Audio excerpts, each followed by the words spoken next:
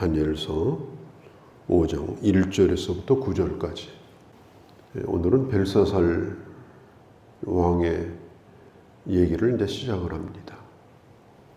벨사살 왕은 오늘 성경에는 느부갓네살 왕의 아들로 나와 있지만은 사실은 느부갓네살 왕의 손자입니다. 역사적으로 보면 외손자로 나와 있습니다. 이 벨사살 왕은 바벨론의 마지막 왕입니다. 백제의 의자왕처럼 바벨론의 마지막 왕이에요. 그때가 BC 539년 그날이 10월 12일입니다.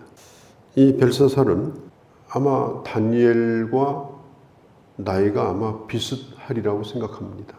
그렇기 때문에 그 다니엘의 이야기를 벨사살은 잘 알고 있습니다. 왜냐하면 느부갓네살 왕이 이미 경험한 것이고 또 얘기를 해줬을 것이고 또 들었을 것입니다. 자기 또래의 유대의 청년들이 금신상에게 절하지 아니하고 또 다니엘 같은 사람은 이 바벨론의 총리잖아요. 금으로 된 머리가 다 부서지고 그리고 완전히 분해될 것이다. 그러니까 아무리 강대국이라 할지라도 결국은 다 깨어지고 없어질 것이다. 이미 그걸 들었고 그걸 알고 있을 거예요. 그러나 이 벨사살은 그런 것에 대하여 그렇게 중요하게 생각하지 않았어요. 이미 이 바벨론이 파사, 그러니까 페르시아죠. 파사의 군대에 의하여 궁이 지금 둘러싸여 있는 상황입니다. 지금 나라가 지금 기울어져 있어요. 위급한 상태입니다. 그러니까 벨사살이 이 귀족들 1000명을 초청해가지고 큰 이 파티를 열어요. 왜 이렇게 했느냐? 이제 민심을 다잡으려고, 내부 결속을 다 하려고. 지금 바빌론은 아무 문제가 없다. 이제 그렇게 하는 것을 보여주려고 지금 과시하려고 하는 거죠.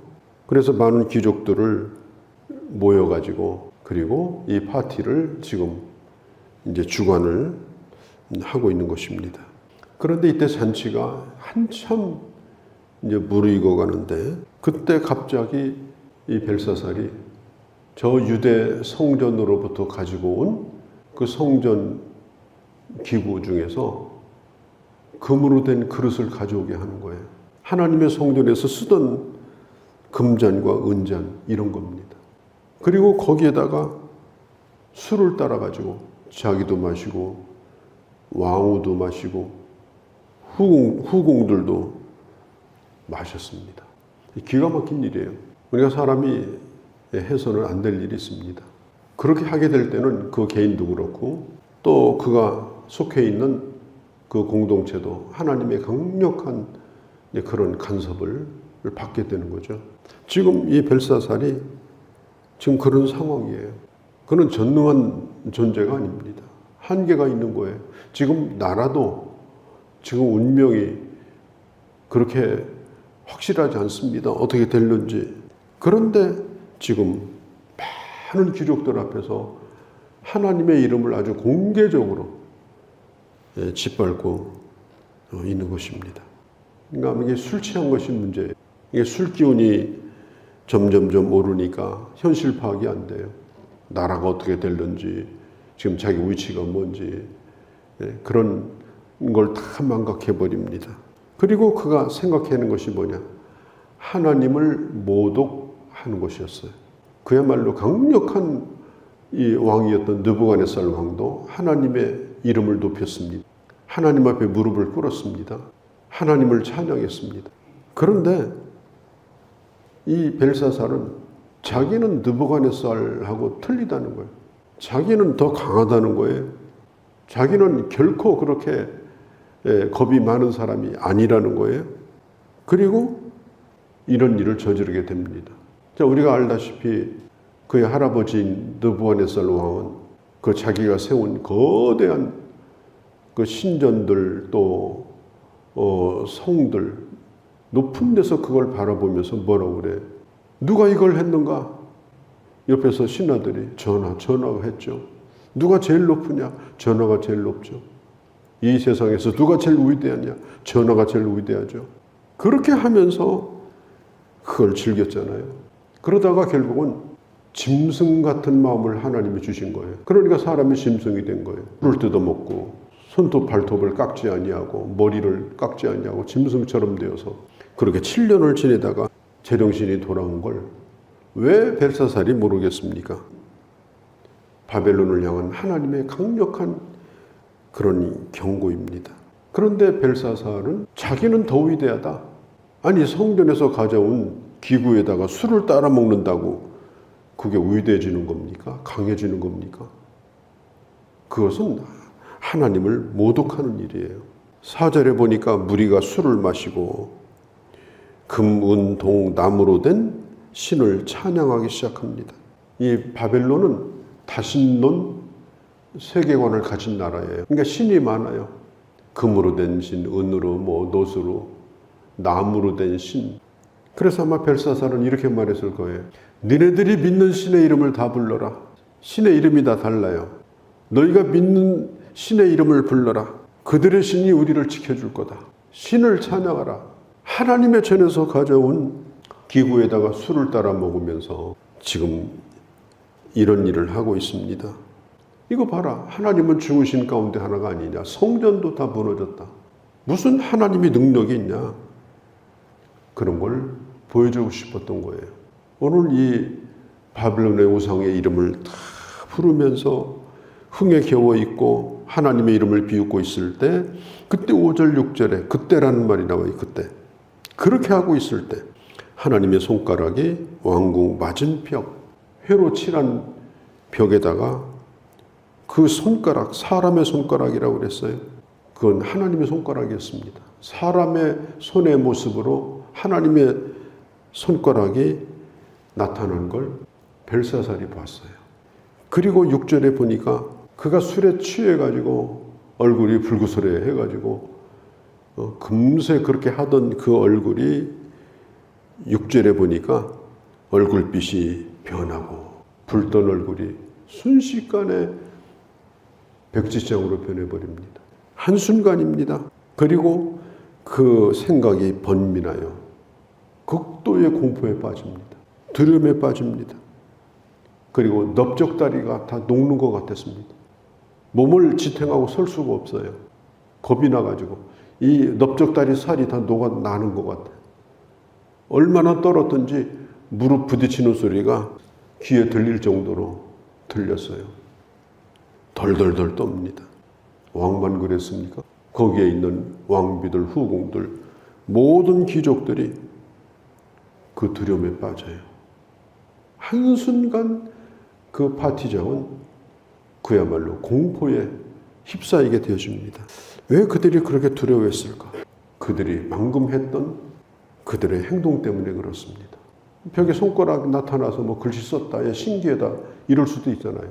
그런데 그들이 방금 했던 하나님을 모독했던 그 행동 때문에 그들은 그 손가락을 보고 말할 수 없는 공포에 빠졌어요.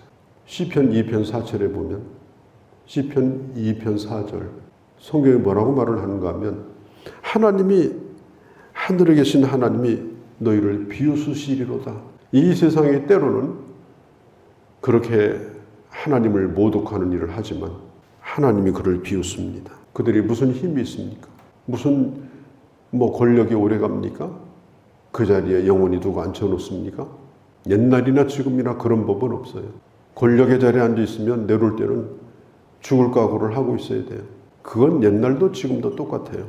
그런데도 불구하고 인간은 자기가 뭔가를 망각하고 사는 거예요. 하나님이 하늘에서 비웃습니다. 오늘 성경에 보면은 7절에 왕이 크게 소리질러. 이 크게 소리질렀다는 말은 지금 그만큼 지금 두려워하고 지금 공포에 빠졌다는 겁니다. 그러면서 이 바벨론 땅에 있는 이 술사들, 점쟁이들 이런 사람들을 불러오게 합니다. 누구든지 다 불러. 이 글을 해석하라.